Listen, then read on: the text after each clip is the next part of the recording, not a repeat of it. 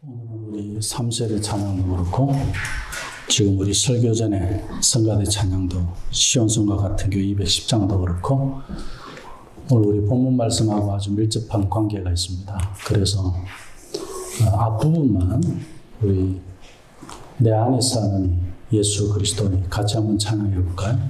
내 안에 사는 이 누구라고요? 내가 아니고 예수 그리스도니 모두 유익하다 나의 죽음도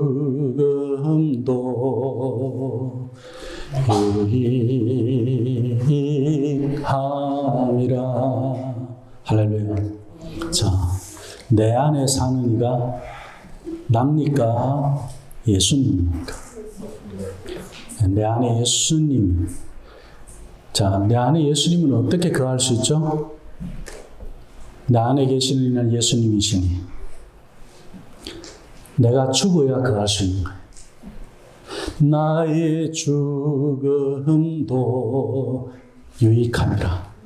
이건 내가 앞으로 죽을 것을 두고 이야기하는 게 아니고 내가 예수님 안에서 이미 죽었다는 사실을 믿을 때 유익이 있다는 거예요.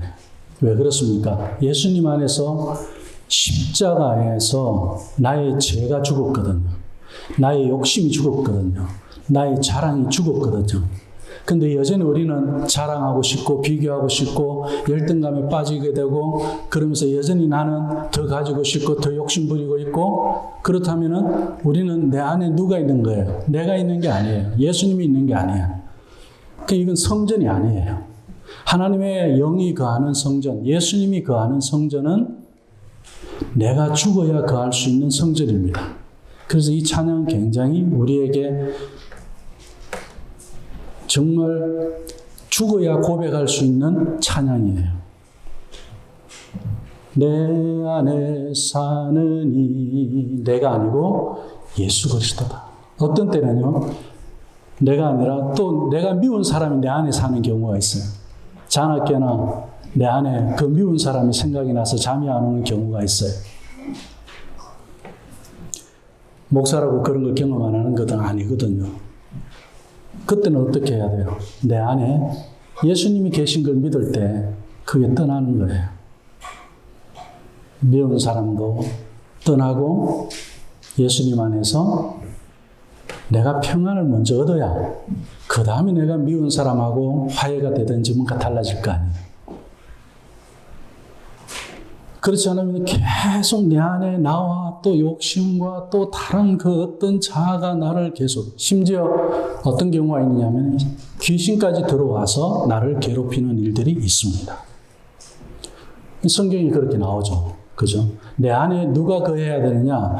예수님이 거할 때 귀신도 들어오지 못하고 욕심도 들어오지 못하고 자랑도 들어오지 못하고 걱정도 들어오지 못하고 두려움도 들어오지 못하게 되는 줄로 믿습니다. 자, 그리고 오늘 우리 두 번째 이 설교 전에 있었던 찬양 시온성과 같은 교회, 이건 우리 예천교회를 생각할 수도 있고 우주적인 교회도 생각할 수 있고 우리 교회와 또 다른 교회, 이 토론토에 있는 교회들 또 보편적인 여러 교회들, 교회 이름을 초월해서 교회를 말할 수 있습니다. 그러기 전에 나가 먼저 교회라는 사실을 고백하는 데서 이 찬양이 시작돼야 됩니다. 그것이 오늘 나움 성전에서 이야기하고 싶어 하는 겁니다. 그리고 나움서에서 전하고자 하는 나움 선지자의 그러한 메시지입니다. 가사를 제가 한번 읽어볼게요. 시온성과 같은 교회, 시온성과 같은 교회, 그의 영광 한없다. 허락하신 말씀대로 주가 친히 세웠다. 반석 위에 세운 교회, 흔들 자가 누구랴. 모든 원수 에워싸도 아무 근심 없도다. 나부터 이 고백이 돼야 되는 거예요. 그리고 생명샘이 솟아나와 모든 성도, 모든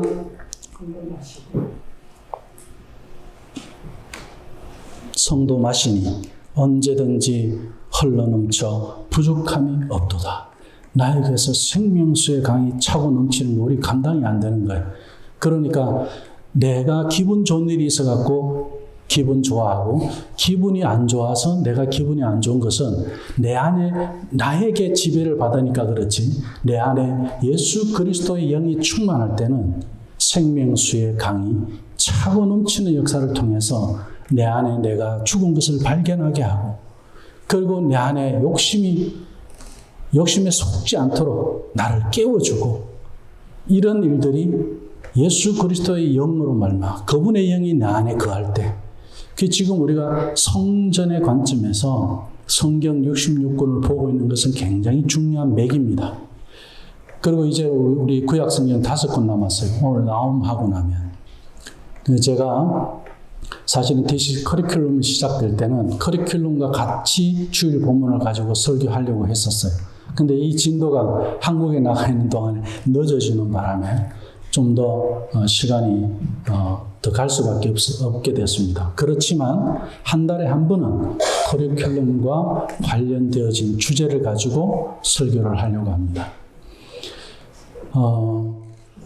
지금 요거 끝날 때까지는 성전의 관점에서 우리가 요한계시록까지 가는 거 요거 끝날 때까지는 한 달에 한 번 커리큘럼 주제와 관련된 설교를 하고 그 다음부터는 커리큘럼 본문과 같이 해서 설교를 할까 합니다. 왜냐하면 우리가 지난 주간에도 보면요. 가정에서 우리가 가족이 어떤 대화를 나누는지 한번 보자고요. 사실 우리 D6 커리큘럼은 제가 한국에 지금 뭐 번역하고 디자인하는 팀들 또 이렇게 같이 협력해서 하시는 분들하고 줌 미팅을 하면서 첫 커리큘럼에 대해서 제가 그렇게 이야기했습니다. 뭐라고 이야기했느냐면 하나님 저에게 자녀를 5 주셨는데 또 하나를 더 주셨다고 그랬어요. 그게 D6 커리큘럼. 자식과 같은 거예요. 근데 이거는 내 자녀가 아니고 지금 우리 집에 있는 5 자녀도 하나님의 자녀이듯이 이 D6 커리큘럼은 정말 그래 자녀와 같이 해산의 수고가 있었다는 이야기예요. 하나님의 자녀의 그 해산의 수고. 그래서 겨자씨와 같이 시작된 이 D6 커리큘럼이 나중에 담장을 넘어가고 그렇게 새들이 깃드는 그런 교회의 모습을 보고 싶다. 그렇게 이야기했습니다. 그러면서 역으로 무엇을 이야기했느냐면 커리큘럼을요 파악을 하고 우리 선생님들 준비하다 보면 굉장히 복잡고 막 뭐가 이렇게 자료가 많아 막 그럴 거예요. 그걸 그렇게만 보면 참 복잡고 힘든데 저는 거꾸로 한국에 사회 가시는 분들한테 이야기했습니다. 그 힘든 거는 가정과 교회를 연결시키는 일이 그렇게 힘들다는 것을 알아라 그랬어요. 한국 교회가 교회만 돌아가는 거는 그동안에 잘 해왔어요. 그런데 가정과 함께 동력이 되고 동반자가 되어져서 하나가 되고 팀이 되어져서 가는 데는 실패했어요. 그런데 이제 우리 위드 코로나 때는 가정의 집에 있는 교회에 포커스를 맞춰야 됩니다. 지난 2년 동안 우리는 그것을 경험해 가고 있지 않습니까? 그래서 이 D6 커리큘럼이 가정을 그렇게 움직이고자 몸부림하고 있는 것을 자료를 통해서 우리는 볼 수 있다는 거죠. 왜 제가 이런 말씀을 드리느냐면 오늘 이 시온성과 같은 교회가 내 안에 예수님이 계심으로 해서 시작되어져서 생수의 강이 차고 넘친다는 말씀은 뭐냐면 하나님의 말씀이 내 안에서 차고 넘친다는 거예요. 그런데 주일날에 우리가 15분 공부하고 와서 아이들 재밌게 하고 뭐 놀이하고 집에 가는 걸로 해서 그걸로 아이들 안에 생수의 강이 차고 넘쳐나게 할 수 있다? 우리 부모의 마음에 설교 한번 듣고 집에 돌아가서 하루 매일 이 한 주간 내내 생수의 강이 차고 넘칠 수 있다? 그건 복음이 아니죠. 하나님의 말씀을 철저하게 제자를 삼아야 되는 거예요. 제자를 삼는다는 것은 하나님의 말씀이 계속 내 삶과 관계 맺어지고 그리고 그 말씀이 살아서 운동력이 있는 것이 또 우리가 다른 사람에게 흘러 넘쳐갈 수 있도록 그 가르치는 자가 나와야 되고 그 배움을 받은 자는 또 가르치는 자가 되어야 되고 이것이 생수의 강이 차고 넘쳐나는 것들이에요. 근데 교회에서 우리가 배우기만 하고 듣기만 하고 설교 듣기만 하고 그냥 살아간다? 교회 다니는 사람이다? 예수님은 제자를 삼으셨지 예수님을 따라다니는 무리를 삼지 않았어요. 오병이어 그 많은 사람들을 먹이셨지만 예수님의 관심은 어디에 있었습니까? 산 위에 올라가 앉으시니 누가 나왔더라? 그 많은 무리들이 나왔습니까? 누가 나왔습니까? 제자들이 나왔다 그랬잖아요. 제자들이에요. 예수님의 관심은 제자들에게 있는 거예요. 하나님께 가시면서도 마지막에도 누구에게 당부합니까? 제자들 챙기다가 가셨어요. 제자들 챙기다가. 이스라엘 백성들 다 챙기려고 예수님 하시지 않았어요. 우린 가장 먼저 내 가족을 챙기고 내 자녀를 먼저 제자 삼아야 돼요. 그리고 우리 예천교회 성도들이 먼저 제자 되어져야 돼요. 그런데 우리가 지금 제자도 하면서 15분 성경 공부를 보통 교회들이 하는 그런 공과책 15분 30분 그 공과를 가지고 우리 내 안에 말씀으로 채워간다? 아니죠. 끊임없이 질문하고 토론하고 시간 속에서 1시간이 되든 2시간이 되든 그 안에서 자기 정리가 되어져서 그 정리된 생각이 자기 행동으로 바뀌고 자기 가치관을 바꾸고 그렇게 해서 내 삶의 현장에서 하나님의 말씀이 온전히 거기서 생수의 강이 터져 나오듯이 살아내져야 되는 거잖아요. 그러려면 우리가 서로 가르치고 배우는 일, 제자 삼는 이 일에 교회의 모든 것을 쏟아야 돼요. 성전이 되고자 한다면 그리고 마찬가지로 집에 가서도 우리가 주중에 왜 우리가 그냥 그 묵상집 책 하나 집에 그냥 뭐 성경책처럼 폼으로 그냥 먼지 묻는 거 그걸로 놔두는 게 아니라 끊임없이 뒤집고 끊임없이 거기에서 말씀에 대한 그 질문들이 매일 나오잖아요. 그럼 그 질문들을 가지고 매일 그 질문에 대한 답을 내가 반응하면서 하나님 앞에 살아간다. 질문들이 너무 좋잖아요. 지난 주간에 제가 아이들하고 앉아서 식탁에 나온 음식을 가지고 하나님의 창조에 대해서 이야기해 봤습니다. 야, 통닭 먹을 때는 뭐예요? 하나님이 닭을 먼저 주셨을까? 계란을 먼저 주셨을까? 그리고 또 하나님이 이 닭을 안 만드셨으면 우리가 지금 닭고기 못 먹는 세상, 야, 한국 같으면 끔찍하다. 한국은 뭐 치맥거리고 난리인데, 그죠? 치킨이 없다는 세상 상상도 못해. 우리 하나님 너무 좋으신 분이야. 식탁에 올라온 반찬을 가지고도 얼마든지 이야기할 수 있고요. 하나님의 창조, 그죠? 채식과 육식, 육해공분 골고루 주신 하나님, 그거 우리 먹을 수 있게 하시고 사람을 그냥 만들어 놓고 무책임하게 하나님 너희들 알아서 살아 그러지 않으셨단 말이에요. 얼마나 아름답게 해주셨어요. 그 아름답게 해주신 걸 가지고 밤에 나가서 아이들과 함께 밤하늘에 별을 세어보고 달을 보고 이번엔 달이 초승달 눈썹과 같았단 말이에요. 그런 달을 좋아하는 애들이 또 있어요. 예쁘다고 그래요. 그게 찬양이잖아요. 우리가 그렇게 사는가? 그게 성전의 모습이에요. 그런데 오늘 나오면서는 AI 시대를 살아가는 것 같은 시대의 사람이 선지자라고 해도 됩니다. 왜 오늘날 이 말씀이 우리에게 어울리고 맞는 말씀이냐? 성경의 말씀은 이 시대에도 항상 적합한 말씀이긴 당연하지만 하나님이 지금도 살아계시는 분이시기 때문에 나옴이 살아있을 때도 마찬가지 하나님 계셨고, 그죠? 그때 당시에 AI는 어디입니까? 아수르였어요. 제국, 세상의 중심, 세상의 파워, 4차 산업혁명을 이끄는 그런 나라. 그 제국의 나라 아수르를 두고 지금 나옴이 등장을 한 겁니다. 지금 이 AI 시대를 살아가는 우리들에게 있어서 그리스도인이 등장했다 그 말씀이에요. 그런 데서 우리가 나홈서와 요나서를 생각해 보면요. 재밌어요. 자, 요나는 니느웨에 가서 아수르 제국, 그죠? 니느웨에 가서 뭘 했습니까? 회개하라고 외쳤어요. 그리고 회개하고 그 니느웨 성이 며칠간 하나님의 은혜를 입습니다. 심판에서 구원을 얻어요. 요나서는 그거예요. 자, 이방의 복음이 전해졌을 때 구원이 이루어진다는 사실을 보여주는 거예요. 그래서 요나의 이름은 뭐냐면 비둘기예요. 요나라는 그 이름의 뜻은 그 비둘기는 무슨 소식을 전하는 역할을 하는 거잖아요. 그리고 나훔은 뭐냐면 니느웨를 회개하고 구원받으라고 안 하고 니느웨는 이제 심판받고 멸망될 거다. 그렇게 이야기하는 거예요. 우리는 저 제국을 부러워할 이유가 없다. 우린 저 제국이 반드시 하나님의 심판 가운데 있다. 그것을 오늘 우리 본문 말씀에서도 정확하게 우리가 확인할 수 있었죠. 근데 나홈의 이름을 우리가 한번 생각해 봐야 됩니다. 나홈이라는 선지자가 우리가 소선지에 이렇게 딱 들어가 있으니까 뭐 좀 별로인 사람 같이 느껴지는데 그렇지 않아요. 지명이 있을 정도로 유명한 사람입니다.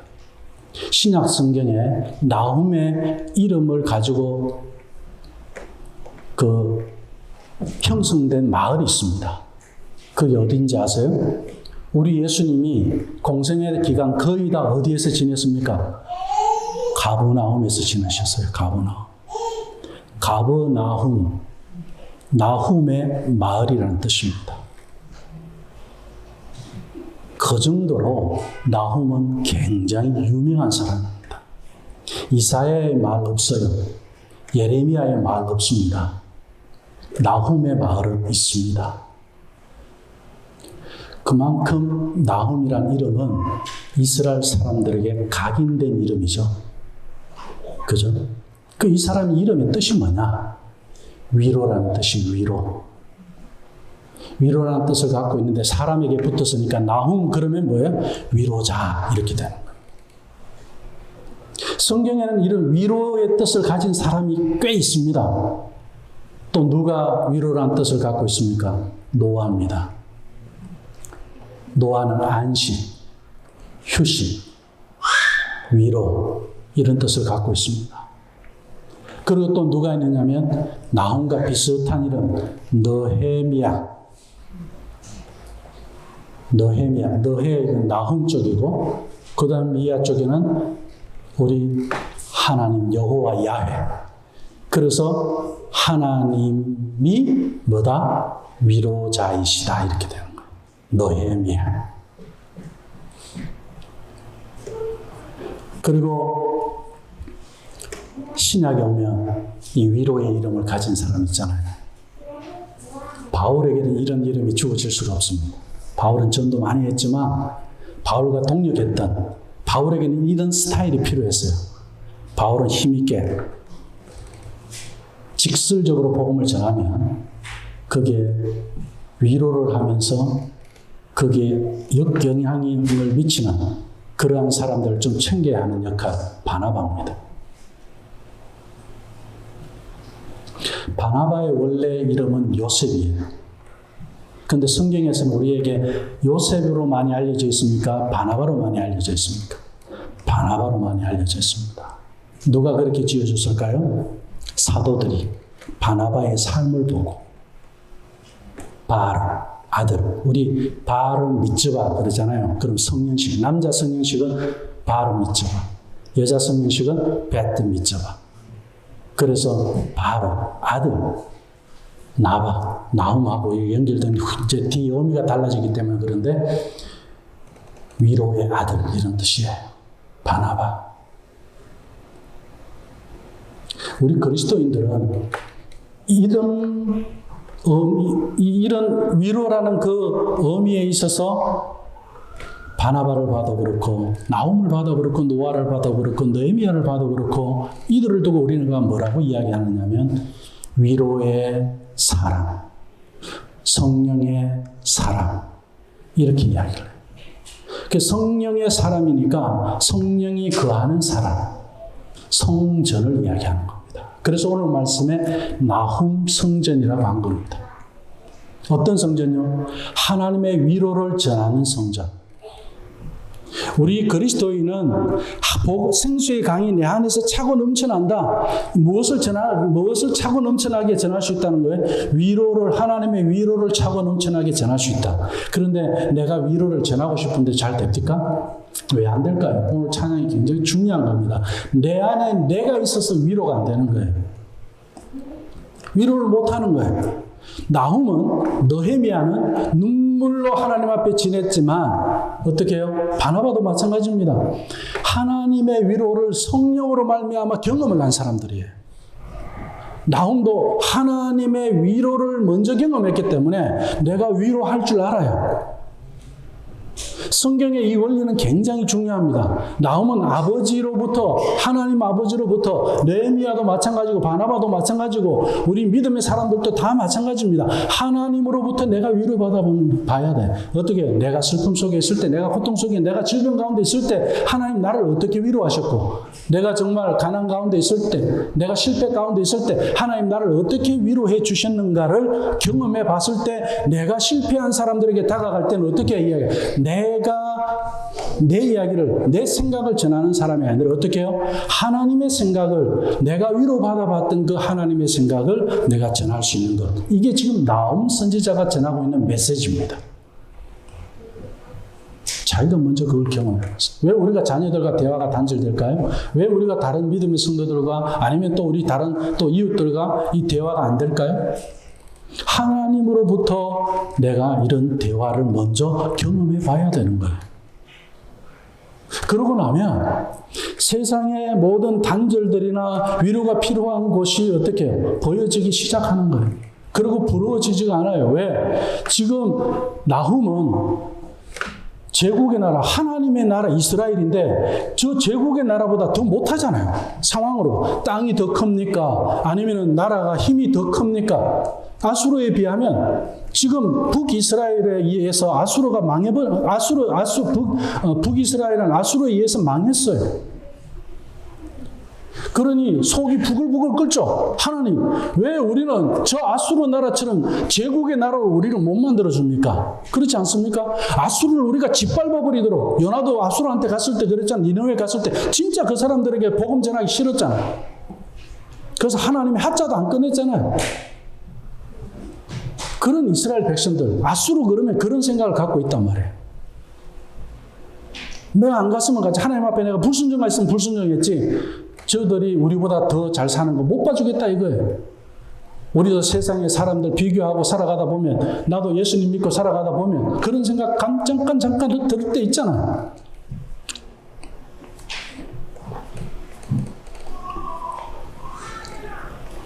그런데 우리가 이 위로라는 단어를 그냥 쉽게 생각하시면 안 돼요.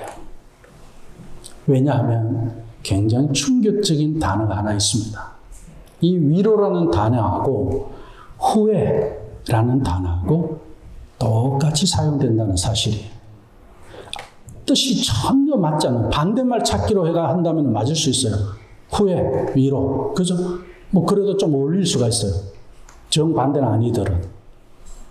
하나님이 사용하실 때는 이 위로라는 단어가 후회라는 단어로 쓰여지더라는 거예요. 그게 어디에 나오느냐면 창세기 6장 6절에서 7절 말씀이에요. 노아 홍수를 두고 하나님이 인간을 어떻게 하십니까? 이 땅 위에 사람 지으셨음을 뭐 하셨다? 한탄하셨다 그래요. 세 번역에서는 후회하셨다 이렇게 번역했습니다. 마음에 근심하셨다. 하나님 한탄하시고 근심했다.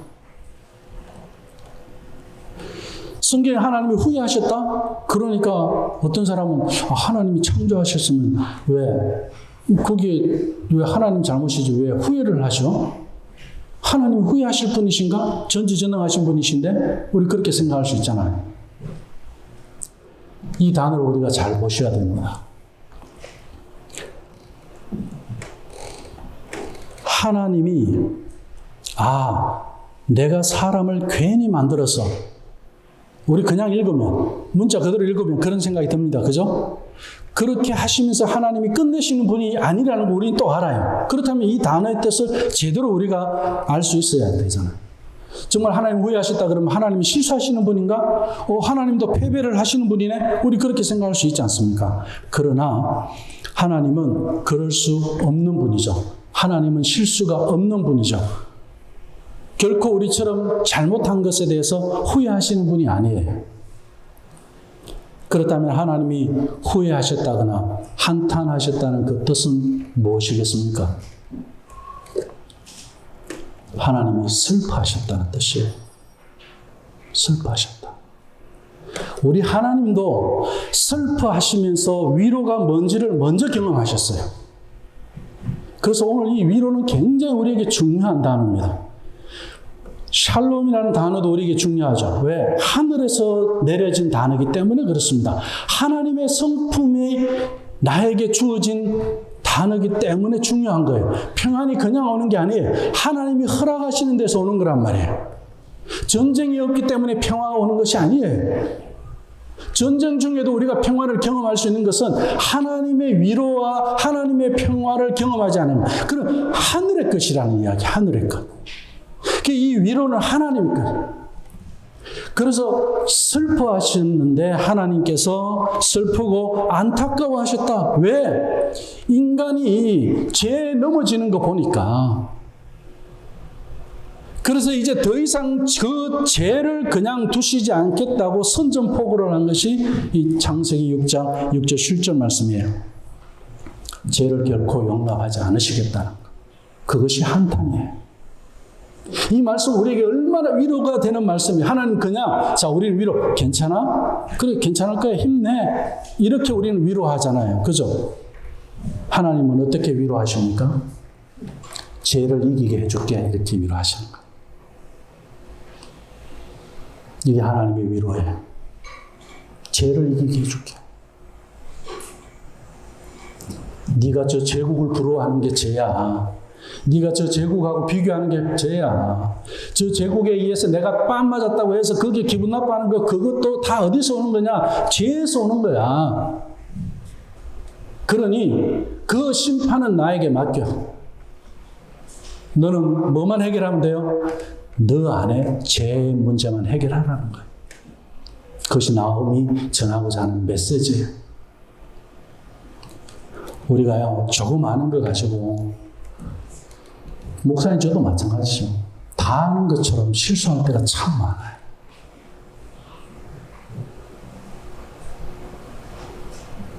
그래서 하나님 앞에 우리가 겸손하게 나갈 수 있다는 것은 나에게 죄가 없어야 되더라는 거예요. 내가 좀 더 한다는 교만이 들어오면요. 죄가 돼서 어떻게 해요? 하나님의 음성이 안 들려지기 시작하는 거예요. 내 지식이 내가 아는 것 그것이 다인 것처럼 우리가 지금 말씀을 보지만 모르는 것 천지잖아요. 계속 새로운 것이 나옵니다. 죽을 때까지 우리 성경이 66권의 말씀 다 할 수도 없어요.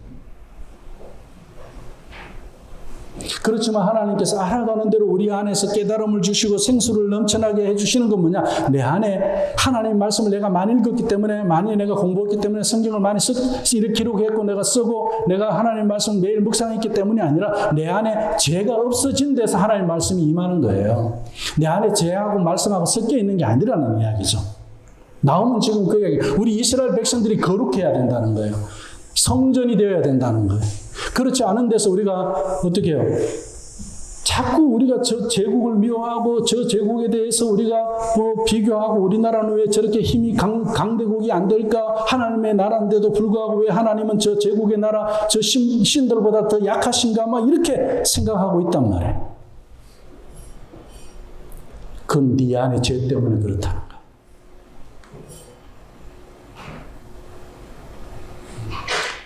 우리 하나님은 강하고 크고 자랑하고 교만하는데 함께 하신 하나님이 아니에요. 성경 어디에도 그렇게 나오는 데는 없습니다.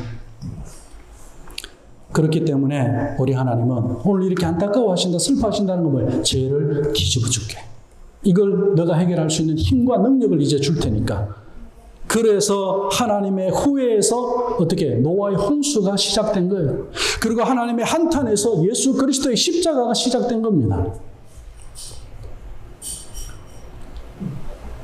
하나님이 슬퍼해 보셨기 때문에 근본적으로 우리를 위로해 주시는 것은 십자가밖에 없더라는 것.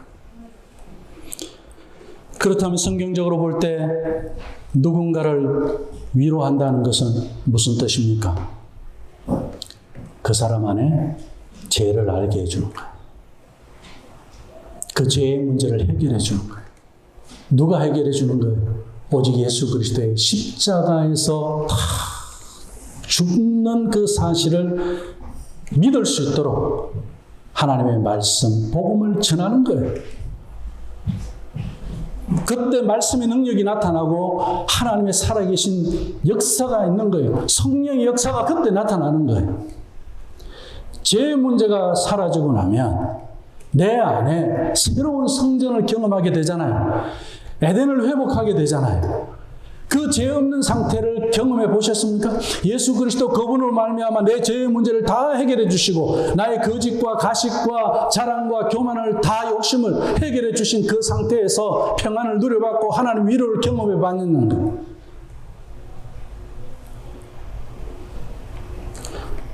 이것이 성령님의 사역입니다. 위로는 우리가 하이델베르그 문답 제일 첫 번째 문답 공부할 때 그랬습니다. 성령의 사역의 첫 번째가 뭐라고요? 위로라고 그랬습니다. 위로는 하늘의 것이라 그랬어요.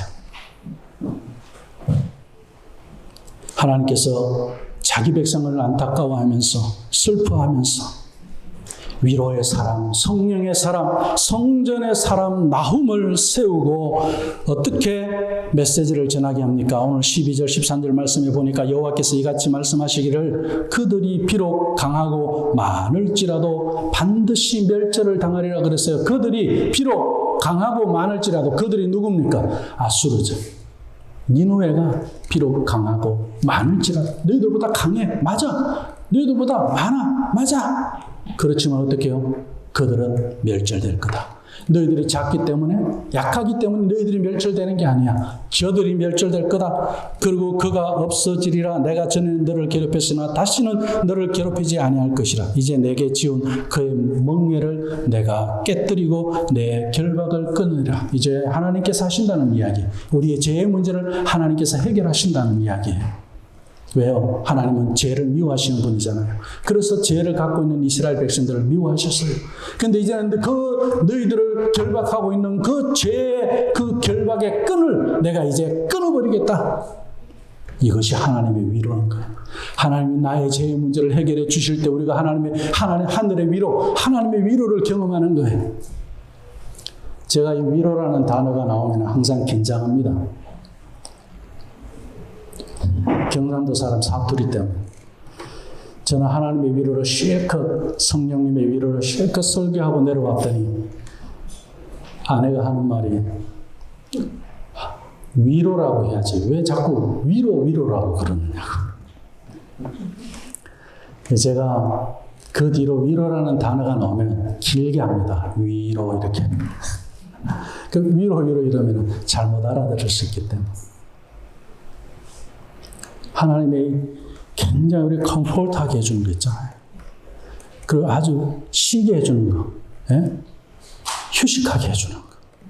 예, 하나님 위로가 있으면 그런 역사가 나타나요. 지금은 난리가 났는데도 하나님이 거기에 위로가 있을 때 우리가 왜 두려워하고 왜 우리가 욕심을 부리는 게 어디서 왔는지 알잖아요. 죄에서 온 거잖아요. 그럼 그 죄의 문제가 해결되면 하나님의 위로가 나에게서 시작된 거예요. 니느웨의 심판의 메시지를 보냅니다. 이 니느웨는 지금의 이라크, 그 모술 있죠, 모술. 그 바그다드의 산 200, 400km 그렇게 북쪽. 그러니까 아시리아 그때는 이라크죠. 그 이라크 지역이죠. 지금의 이라크 지역. 거기 그때는 이 니느웨가 지금의 모술이 수도였습니다. 이렇게 아수르만 바라봤을 때는 위로가 없었어요. 이제 하나님은 이스라엘 백성들을 아수르를 바라보지 말고 어떻게 해요? 죄의 문제를 해결하고 나니까 아수르가 크게 보이는 게 아니고 제국이 크게 보이는 게 아니고 AI 시대가 크게 보이는 것이 아니라 뭐가요? 하나님이 크게 보이시는 거예요. 우리 인간은 이때 창조를 회복하는 거예요. 에덴을 회복하는 거예요. 하나님의 성전을 회복하는 거예요. 그러므로 니느웨에 대한 심판을 선포하는 그 나훔의 메시지는 바로 위로인데 우리가 신앙생활을 하다 보면 정말 이걸로 끝날까요? 이거 한번 우리 이야기하고 오늘 말씀의 결론을 맺고자 합니다. 우리의 믿음이 무너질 때가 있어요. 아주 큰 데서 무너지는 게 아니에요. 시편 기자도 그 이야기를 합니다. 내가 고난당할 때 내가 사실 힘들어요. 근데 내가 고난당할 때는 이겨내요. 그러다가 어디에서 많이 또 무너지느냐면 정말 힘들 때는 불의한 사람이 잘 될 때. 나는 예배도 잘하고 교회 신앙생활도 잘하고 뭐 그저 모든 거 다 나 하나님 앞에 참말로 이렇게 죄 안 짓고 잘 사는 것 같은데 왜? 세상에 저 사람들은 또 아니면 우리 이웃의 누구는 저렇게 잘 되고 아이들도 보면 잘 되고 모든 게 다 잘 되는 것 같아요. 그러면서 마음에 혼란이 있으면서 마음에 시험이 들기 시작합니다. 그 시편 73편에 보면 아삽이 시를 썼어요. 뭐라고 했느냐면 73편 4절에 9절에 보면 세 번역이 좀 쉬워서 제가 옮겨왔습니다. 그들은 죽을 때에도 고통이 없으며 그래요. 뭐야? 하나님을 모르는 자들, 그들. 죽을 때도 고통이 없음. 몸은 멀쩡하고 윤기까지 흐른다. 사람들이 흔히들 당하는 그런 고통이 그들에게는 없으며 오히려 하나님의 사람들 고통이 더 있다네요. 비교해보니까 아삽이 보니까 그렇다는 세상이 너무 불공평하게 보인다는 거예요. 거기에 어떻게 우리가 위로를 찾을 수가 있겠어요? 사람들이 의뢰 당하는 재앙도 그들에게는 아예 가까이 가지 않는다. 오만은 그들의 목걸이요 폭력은 그들의 나들이 옷이다. 그들은 피둥피둥 살이 쪄서 그만하게 눈을 치켜 뜨고 다니며 마음에는 헛된 상상이 가득하며 언제나 남을 비웃으며 악의의 참말을 쏘아붙이고 그만한 모습으로 포근하기를 즐긴다. 입으로는 하늘을 비방하고 혀로는 땅을 휩쓸고 다닌다. 그런데 놀랍게도 그들은 모두가 악인인데도 신세가 언제나 편하고 재산은 너르만 나는구나 이렇게 이야기하는 거예요. 저들이 부자가 되고 저들이 더 건강하고 아삽은 자기가 지금 제대로 신앙생활을 하고 있는 것인데에 대해서 의문이 생기기 시작한 거예요. 이 시인은. 그리고 믿음이 흔들리고 있다는 거죠. 어떻게 악인이 의인인 자기보다 더 잘 살 수 있는지 이해가 안 가는 거예요. 어떻게 이스라엘보다 아수르가 제국이 되는 거 이해가 안 가는 거예요. 제 눈으로 바라보니까 그렇다는 이야기 하나님. 오늘 나움이 그 이야기하고 있는 거. 이게 핵심이에요.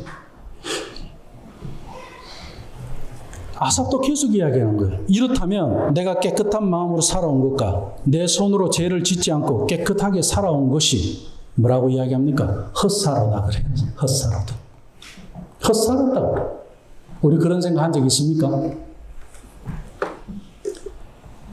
잘 나가는 세상에 잘 나가는 저런 또 재산도 많고 더 건강하고 더 윤기가 나고 더 잘 되고 죄도 더 많이 짓고 거짓말도 더 많이 하고 저 자식들이 또 더 잘 되고 우리 자식보다 더 잘 되고 근데 우리 믿음의 자식이 안 되는 저 사람들이 봤을 때 아이고 믿는 사람이 그렇게밖에 안 돼 이럴 정도로 손가락질 하고 있는데 그럴 때 우리 시험 들지 않습니까?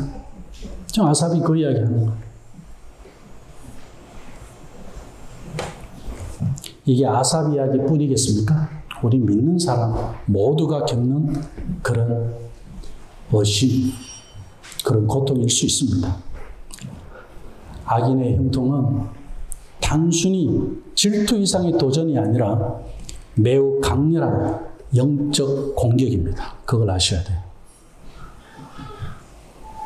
악인의 형통을 부러워하시면 안 돼요. 이러한 때 무너지고 힘든 마음을 위로하는 메시지가 바로 이 나훔의 메시지입니다. 오늘의 관점에서 보면 나훔서는 우리가 이 AI 시대 예수님을 믿는다는 것, 하나님의 창조를 믿으며 신앙을 지킨다는 것, 이거 저는 걱정이 참, 다른 거는 걱정이 없는데 우리 아이들 세상에다가 신앙을 빼앗겨버릴까 봐. 왜 그런지 아세요? AI가 신이잖아요. 4차 산업혁명이 신이잖아요. 다 그러면서 어떻게 해요? 그것을 쫓아가는 사람들은 지금 저 고대의 하나님을 믿는 것처럼, 그 옛날에 그 시대의 하나님을 믿는 것처럼 교회 다니고 신앙생활 한다 그러면 우리를 비웃어요. 오늘 이 시대의 나홈의 메시지가 왜 우리에게 중요한지 잘 말씀해주고 있습니다. 그러나 시인 아삽은 주님의 진리를 깨닫게 됩니다.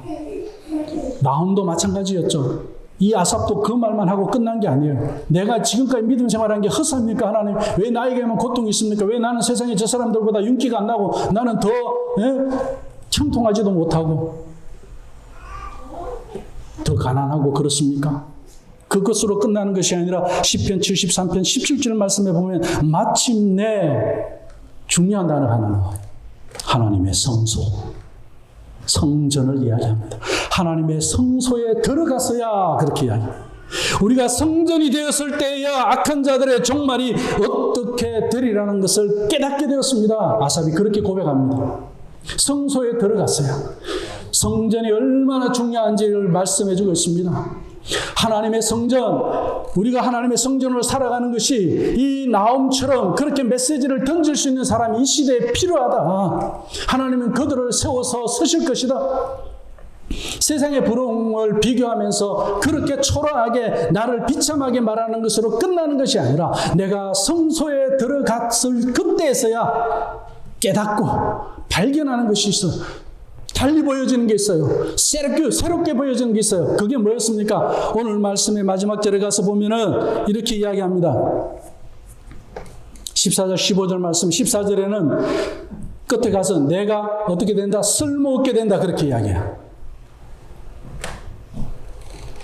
아수르, 니느웨 성이 세상의 중심이 되어서 저렇게 아성을 쌓아갖고 있지만 저것 다 쓸모없게 된다.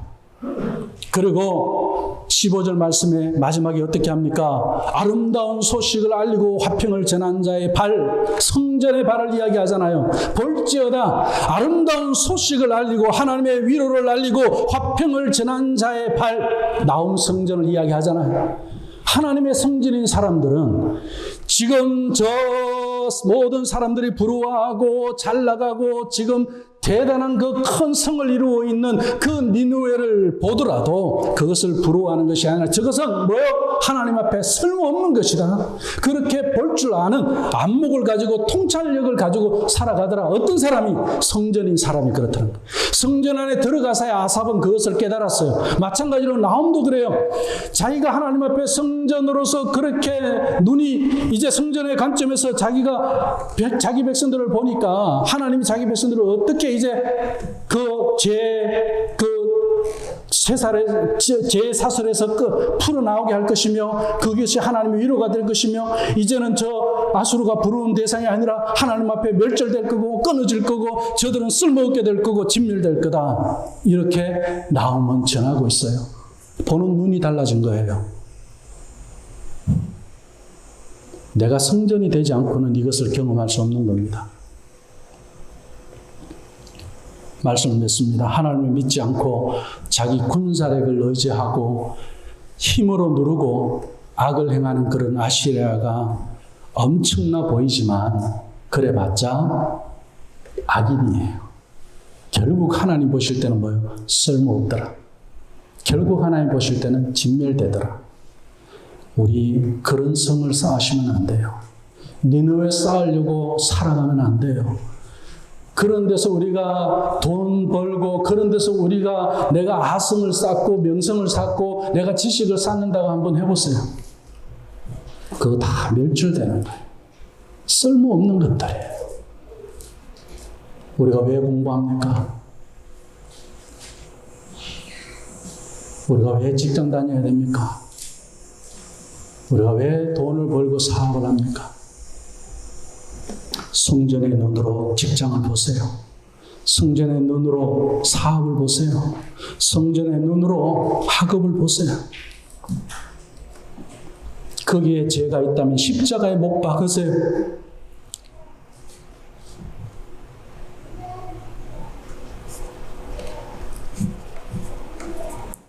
하나님으로부터 위로를 받은 나홈은 이제 위로의 성전이 되어서 자기 민족을 위로하고 있습니다. 바로 그것이 성령의 역사입니다. 성전의 역사에 우리는 그런 역사를 만드는 사람들, 우리도 나홈과 같이 그렇게 하나님의 위로를 경험함으로 위로의 성전이 되어서 낙심해 있는 가족과 이웃에게 하나님의 위로자가 되시기를 주님의 이름으로 축원합니다.